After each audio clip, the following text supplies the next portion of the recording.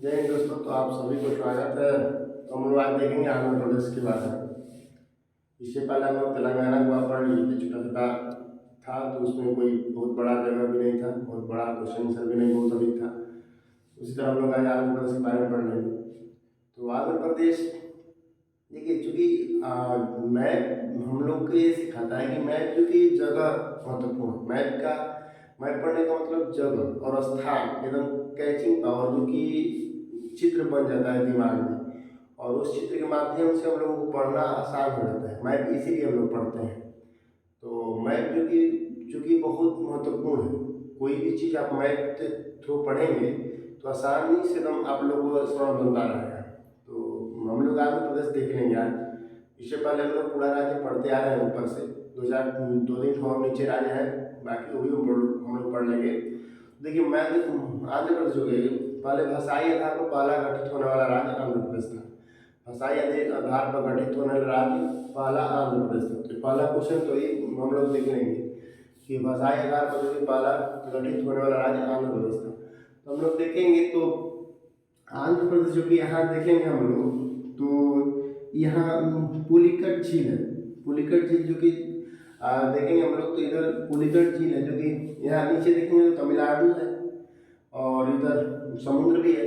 तो समुद्र के पास जो भी झील रहता है वो लैगून झील कहते हैं, क्योंकि खारा पानी होता है। पुलिकट झील जो है वो लैगून झील है और इसी पुलिकट झील में द्वीप जो है वो श्रीहरिकोटा द्वीप है। श्रीहरिकोटा द्वीप जो कि इसरो का प्रक्षेपण केंद्र है। यहाँ रॉकेट छोड़ा जाता है यहीं से। तो रॉकेट छोड़ा जाता है श्रीहरिकोटा से, जो कि जिसे यहाँ पर इसरो का प्रक्षेपण केंद्र है और श्रीहरिकोटा जगह का नाम है। पर इस जहाँ परीक्षण होता है उस स्थान उसका क्या नाम है, तो सतीश धवन प्रक्षेपण केंद्र है। तो जगह का नाम श्रीहरिकोटा है और प्रक्षेपण केंद्र का नाम सतीश धवन प्रक्षेपण केंद्र है। तो ये सब क्वेश्चन पूछ लेता है कि सतीश धवन प्रक्षेपण केंद्र कहाँ है, तो श्रीहरिकोटा में पुलिकट झील। तो पुलिकट झील यहाँ पर है और पुलिकट झील कहाँ है, तो तमिलनाडु और आंध्र प्रदेश के सीमा पे, दोनों की सीमा पर पुलिकट झील है और समुद्र के पास है। और यहीं पर श्रीहरिकोटा है, उसी में अपना इसरो का प्रक्षेपण केंद्र है, जिसका नाम सतीश धवन प्रक्षेपण केंद्र है। सतीश धवन प्रक्षेपण केंद्र है, तो हम लोग याद रखेंगे। और इसके बगल में देखेंगे तो यहाँ तिरुपति है। तो तिरुपति बालाजी विश्व प्रसिद्ध मंदिर है तिरुपति बालाजी, और वहाँ का विष्णु भगवान के अवतार समझे तो बालाजी की मंदिर है और विश्व प्रसिद्ध। और सबसे अधिक सोना देखेंगे हम लोग तो उसी मंदिर में, विश्व का मान लीजिए तो बहुत सारा सोना है वहाँ तिरुपति बालाजी। और वहाँ का जो नैवेद्य है वो भी बहुत बड़ा बड़ा लड्डू बनता है, बहुत अच्छा, माने शुद्ध घी में, शुद्ध देसी घी में बनता भी है और बहुत अच्छा उसका स्वाद जो देखेंगे आप लोग तो बहुत ही, ऐसे तो भगवान का प्रसाद है तो स्वाद तो निश्चित ही बेटर रहेगा, पर बनाने वाला भी बहुत साफ सुथरा क्वालिटी से अपना बनाते हैं, तो बहुत प्रसिद्ध है वहाँ का लड्डू। और उसके बाद यहाँ तिरुपति बालाजी जो कि बहुत प्रसिद्ध मंदिर है और बहुत यहाँ सोना, सर्वाधिक सोना तिरुपति बालाजी मंदिर में भगवान के स्थान पे, भगवान मंदिर के कब्जे में है सोना। तो ये हम लोग देखेंगे। फिर उसके बाद यहाँ देखेंगे तो इसके ऊपर थोड़ा मछलीपट्टनम देखेंगे। तो डचों ने जो कि पहला व्यापारिक कोठी खोला था वो मछलीपट्टनम में, जो कि 1605 में। तो हम लोग देखेंगे 1605 में जो कि डचों ने पहला मछलीपट्टनम व्यापारिक कोठी खोला था 1605 में, यहाँ मछलीपट्टनम 1605 में। तो हम लोग देखेंगे। फिर उसके बाद देखेंगे तो यहाँ मछलीपट्टनम में बंदरगाह भी है, जो कि दूसरा बंदरगाह आंध्र प्रदेश में, जो कि पहला यहाँ है विशाखापट्टनम बंदरगाह, जो कि विशाखापट्टनम सबसे बड़ा बंदरगाह देखेंगे तो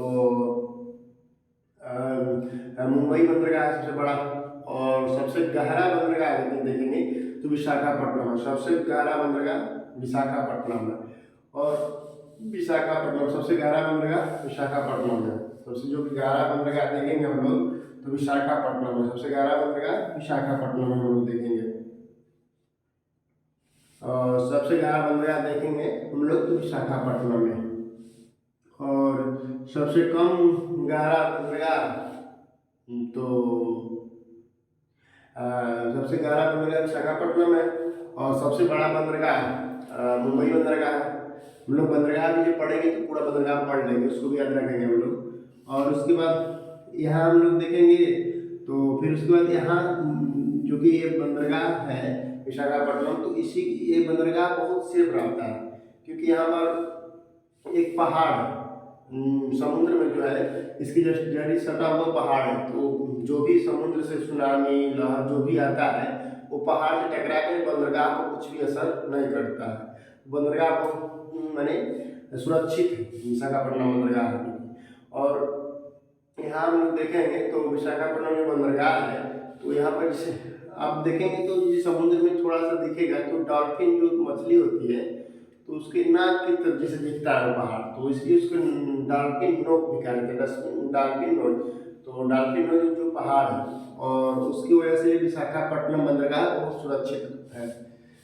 उसके बाद इधर देखेंगे तो हम लोग थोड़ा सा तो राजमुंदरी जो कि तंबाकू अनुसंधान केंद्र है, राजमुंदरी देखेंगे हम लोग तो तंबाकू अनुसंधान केंद्र है, राजमुंदरी तंबाकू अनुसंधान केंद्र है।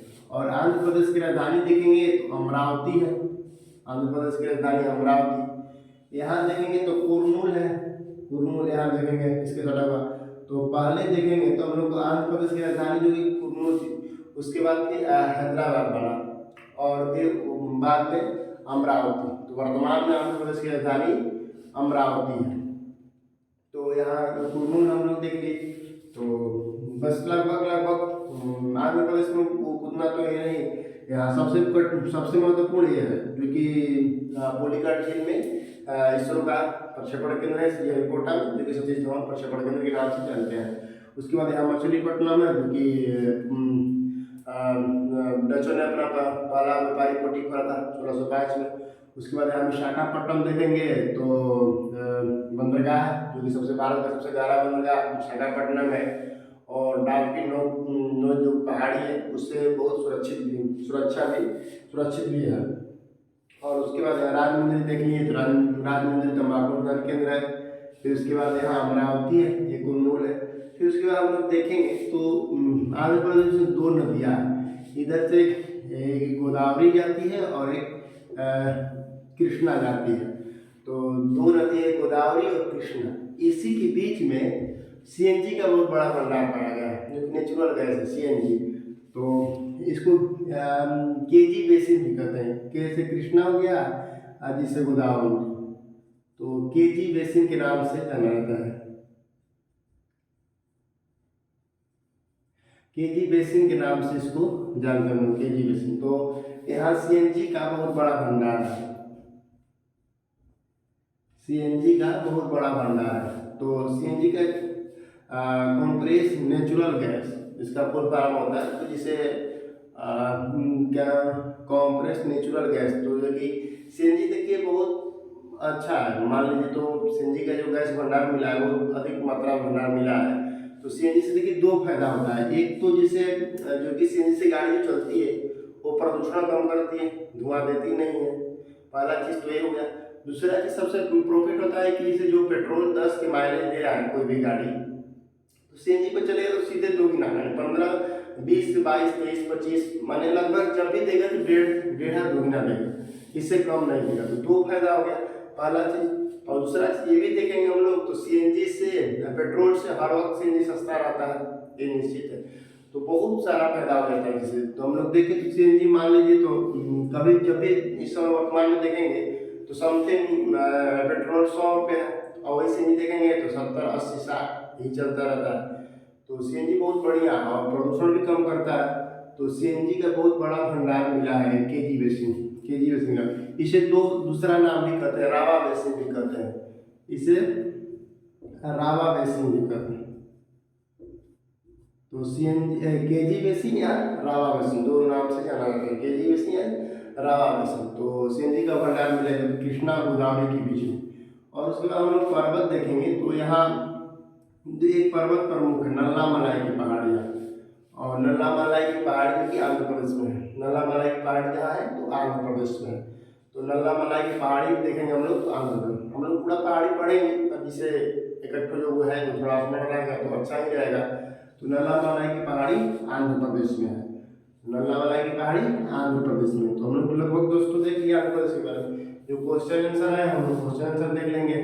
तो वेंकटेश्वर मंदिर जो है तिरुपति बालाजी मंदिर है, जो कि वेंकटेश्वर मंदिर के नाम से जाने जाते हैं। तिरुपति में यहाँ तिरुपति बालाजी मंदिर है। फिर उसके बाद देखेंगे तो भाषाई आधार पर गठित होने वाला पहला राज्य आंध्र प्रदेश था।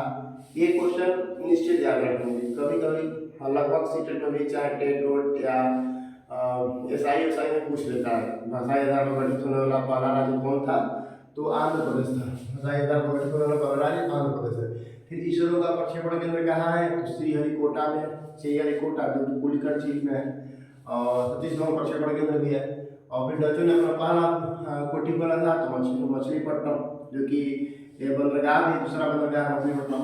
फिर तंबाकू अनुसंधान केंद्र कहाँ है, तो राजमुंदरी तंबाकू अनुसंधान केंद्र है। फिर उसके बाद भारत का सबसे गहरा बंदरगाह कौन है, तो विशाखापट्टनम। भारत का सबसे गहरा बंदरगाह विशाखापट्टनम। फिर नल्लामलाई की पहाड़ी कहाँ है, तो आंध्र प्रदेश में नल्लामलाई की पहाड़ी। तो नल्लामलाई की पहाड़ी देखेंगे हम लोग तो आंध्र प्रदेश में। तो लगभग दोस्तों हम लोग आंध्र प्रदेश पढ़ लिए। इसके बाद हम लोग नेक्स्ट वीडियो में अलग राज्य पढ़ेंगे।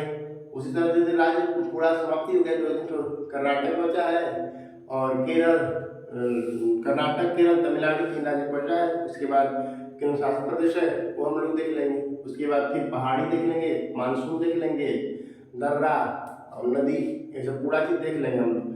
तो जय हिंद दोस्तों, मिलेंगे नेक्स्ट वीडियो में।